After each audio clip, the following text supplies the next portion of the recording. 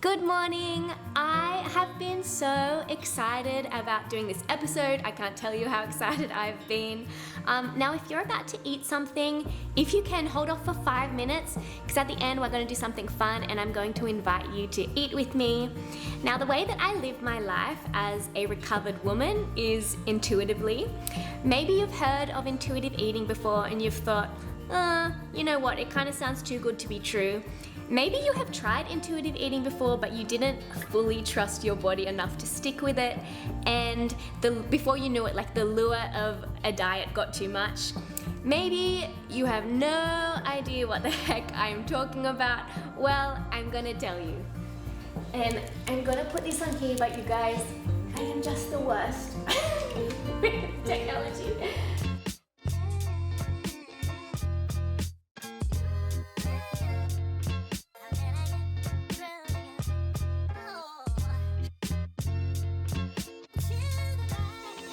There are many different approaches to intuitive eating, and honestly guys, I could go deep, I could go very deep with you, but for today I want to simplify eating for us in the most simplest way possible.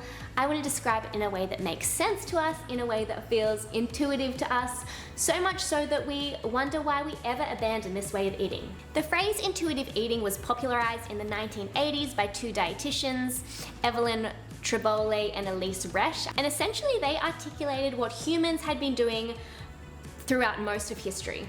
Now, intuitive eating in its most basic form is recognizing your body's own natural and internal signals of hunger and fullness to determine when and what you eat. Sounds revolutionary, right?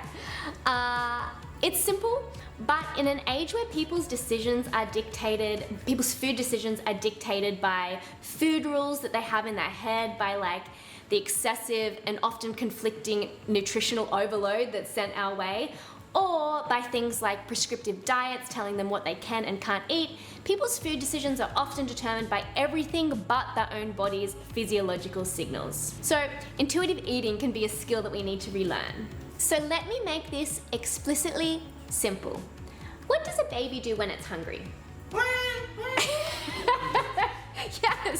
Yes, a baby cries. And what does a baby do when it's full? It turns its head away. Now, you never see a mother forcing its baby to stop feeding. Why? Because the baby will let the mother know when it's full, because the baby's body has an internal mechanism of fullness that signals when there is enough fuel. Now, have you ever seen a mother yell at her baby saying, "You stupid thing, why are you hungry again? You're so frustrating, you're not sticking to the diet that we agreed to"? Of course, you would never hear a mother yell at her baby and say those things. But isn't that what we do to ourselves when we're on a diet?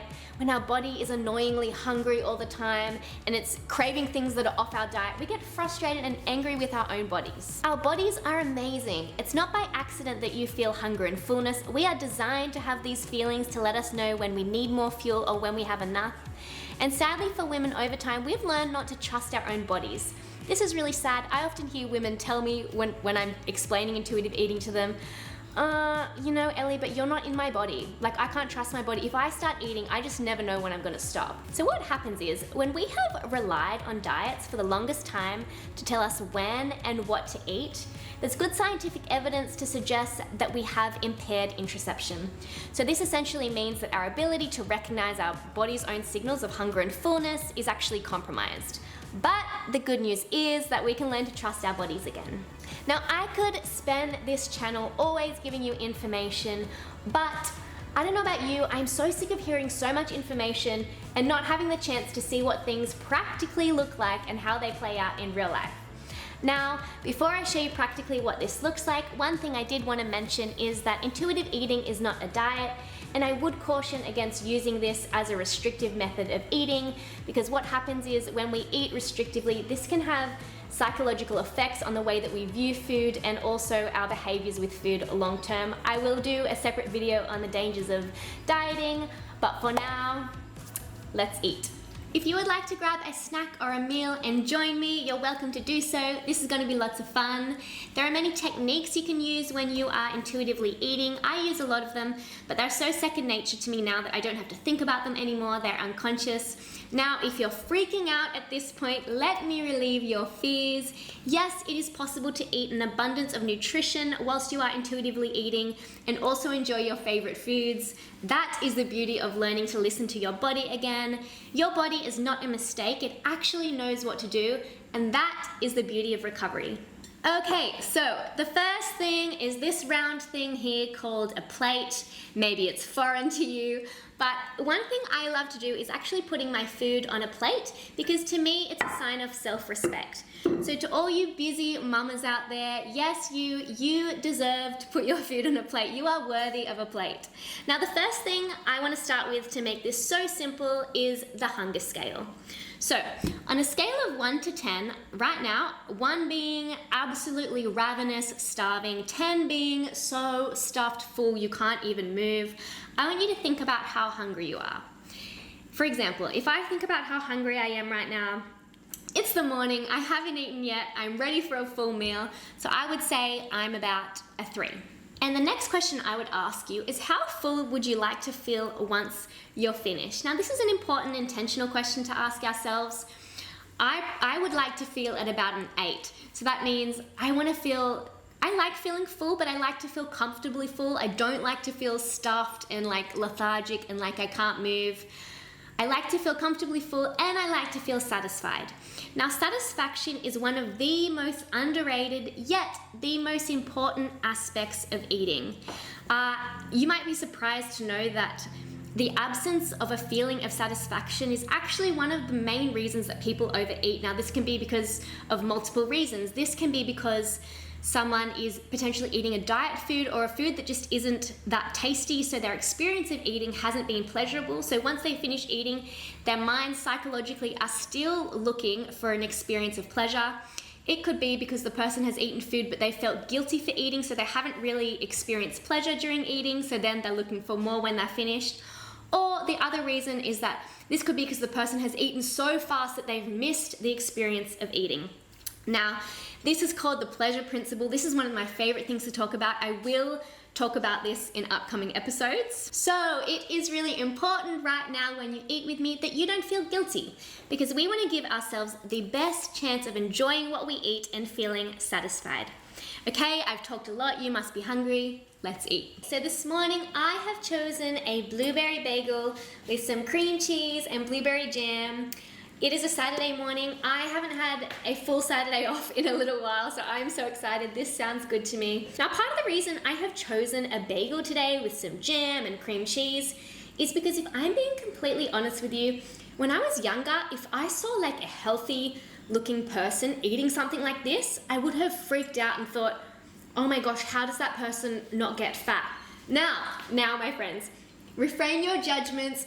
My husband knows that I hate using the word fat, but I wanted to be transparent with you about some of my old thinking processes. So remember, we are not feeling guilty about this today. We are going to enjoy it. Now, I'm going to combine a little bit of intuitive eating here and also a little bit of mindful eating. So what I want you to do is to start by looking at your food and just have a look at what it looks like. Mine looks kind of like a deep purple color. There's some white on there. And on the outside, it's like a brown color with purple dots. I like to smell my food. Now, I don't know if this is gonna smell particularly good today. Normally, if you're eating something savory or a soup, it has a really delicious smell. So let's try it anyway.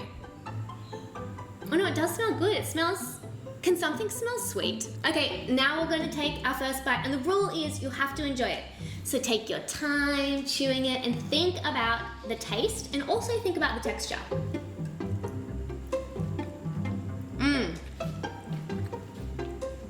Man, I can't believe I was missing out on these flavors for years. This is so good.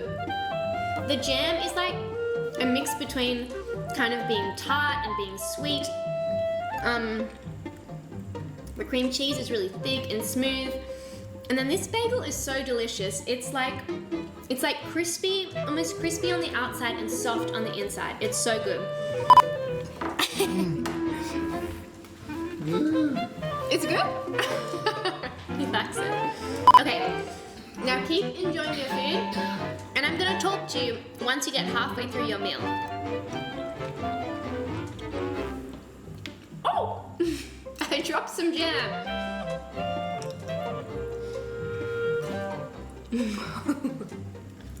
Okay guys, once you are halfway through eating, something I like to do is just to check in with my hunger and fullness signals again. And the reason I do that is so that I make sure that I'm being present, I make sure that I'm enjoying the experience, and I'm also just intentional about the rest of my meal. So if I check in on that hunger scale that I told you about previously, I would think, okay, right now, actually I'm probably only at about a 4 or a 5, so I still need to eat a good amount to get to that 8 that I intended on. Okay. That was good. That was really good. Just give me a second while I just get the bagel out of my teeth. I can feel it. Am I blue? Am I blue? Okay, good. Guys, I'm not blue. Okay, so we finished eating. Again, I like to check in, and I'm probably now at about like almost a 7. But to be honest, I hadn't eaten this morning prior to that. I'm still a bit hungry, so actually probably after I finish filming this, I will go get a little bit of extra protein to keep me going this morning. What I wanted to say is if you are still hungry, go and get seconds. That is okay. Put it on your plate and enjoy it. There is a narrative in our society that getting seconds is shameful. But the thing is that our bodies are so unique. We all have different demands in different seasons of life. And of course, if you are female, man, you have highs and lows of nutritional needs at different times of the month. So go and get more food. Put on your plate the amount that you think your body needs to feel satisfied. Okay, this has been fun. This has been really fun. I hope that you enjoyed it. I'm sure you have many questions about intuitive eating, and I will do my best over the coming weeks to tell you as much as I can about the details of intuitive eating. But for now, you can start using this technique to learn to trust your body again. Thank you so much for joining me today. If you are curious to learn more about these things, like and subscribe. Guys, it was so tempting for me just now to put my thumbs up again for the like and subscribe, but I can feel my husband's eyes burning into my head. So, hand-free, like and subscribe, friends.